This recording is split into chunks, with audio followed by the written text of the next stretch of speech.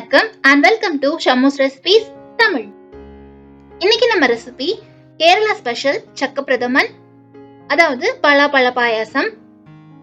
பலாப்பழம்னு சொன்னாவே எல்லாருக்கும் அதோட ஃப்ளேவர் தான் ஞாபகத்துக்கு வரும். முக்கணிகள்ல ஒன்னான இந்த பலாப்பழத்தை வச்சு நம்ம நிறைய விதமான ரெசிபிஸ் செய்யலாம். சீசன்ல இருக்கிறதுனால மிஸ் பண்ணாம இந்த பாயாசம் ரெசிபியை செஞ்சு பாருங்க.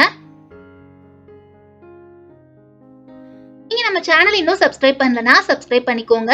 கூடவே பெல் ஐகான் பிரஸ் பண்ணி ஆல் கொடுங்க. இந்த வீடியோ உங்களுக்கு பிடிச்சிருந்தா ஒரு லைக் கொடுங்க. நீங்க கொடுக்குற ஒவ்வொரு லைக்ஸும் கமெண்ட்ஸும் எங்களுக்கு இன்னுமே மோட்டிவேட்டடா இருக்கும். இப்போ வாங்க ரெசிபி செய்ய ஸ்டார்ட் பண்ணிடலாம். இதுக்கு நான் 1/4 கிலோ பலாப்பழத்தை சீட்ஸ் ரிமூவ் பண்ணி எடுத்து வச்சிருக்கேன். இது நல்லா கனிஞ்ச பழம். இந்த மாதிரி இருந்தா நல்லா ஸ்வீட்டா இருக்கும். இந்த மாதிரி சின்ன சின்ன பீசஸா கட் பண்ணி எடுத்து வச்சுக்கோங்க. பலாப்பழம் ஸ்வீட்டா இருந்தா பாயாசமும் நல்லா டேஸ்டா இருக்கும். நம்ம ரெசிபியில வெல்லம் சர்க்கரையோட அளவுகளை குறைச்சிக்கலாம். இதை ஒரு மிக்ஸி ஜார்ல சேர்த்து நல்லா பிளெண்ட் பண்ணி எடுத்துக்கலாம். இந்த மாதிரி அரைச்சு எடுத்துட்டு இப்ப ஸ்டவ் ஆன் பண்ணி ஒரு பாத்திரத்துல 3/4 டம்ளர் அளவுக்கு தண்ணி சேர்த்து சூடானதும் இதுல 1 கப் வெல்லம் சேர்த்துக்கலாம்.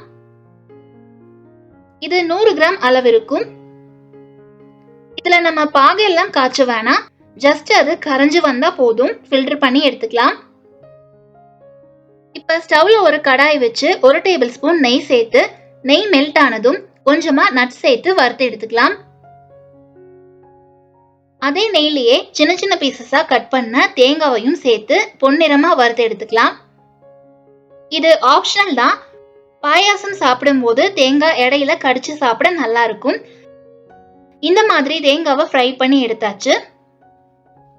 இதே பாத்திரத்துல நம்ம அரைச்சு வச்சிருந்த பலாப்பழத்தை சேர்த்து மீடியம் ஃப்ளேம்ல வச்சு குக் பண்ணிக்கலாம். நல்லா கைவிடாம கலந்து விடுங்க, இல்லனா அடி பிடிச்சிரும். நம்ம சேர்த்த நெய்லயே 5 நிமிஷத்துக்கு வேக விடுங்க. இந்த மாதிரி ஒட்டாம வந்ததும் கரைச்சு ஃபில்டர் பண்ணி வச்சிருக்கிற வெல்லத்தை சேர்த்து கலந்து விட்டுக்கலாம். இப்ப பாருங்க, நல்லா கொதிச்சு வந்திருக்கு. இந்த ஸ்டேஜ்ல 1/2 டீஸ்பூன் ஏலக்காய் தூள் சேர்த்துக்கலாம். கூடவே கொஞ்சமா பலாப்பழத்தை சின்ன சின்ன பீசஸா கட் பண்ணி வச்சிருக்கேன், அதையும் சேர்த்துக்கலாம்.